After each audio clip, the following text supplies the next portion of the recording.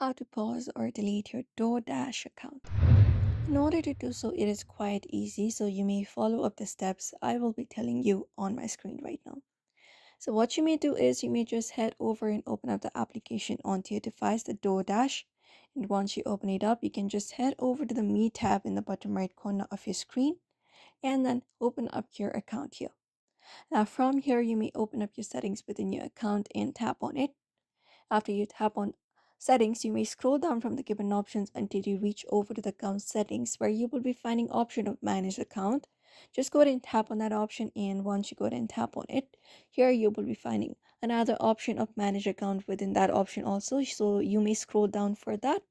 After that, when you tap on it, you need to be logged in with your email and your account details. And once you are logged in, you should be finding option of deleting your account or pausing your account. All you gotta do is follow the on-screen process in order to do so, and once it completes, your account should be deleted. So this is how you basically do it. So therefore, I hope this information was helpful to you. Don't forget to give it a like and subscribe for more tips and tutorials.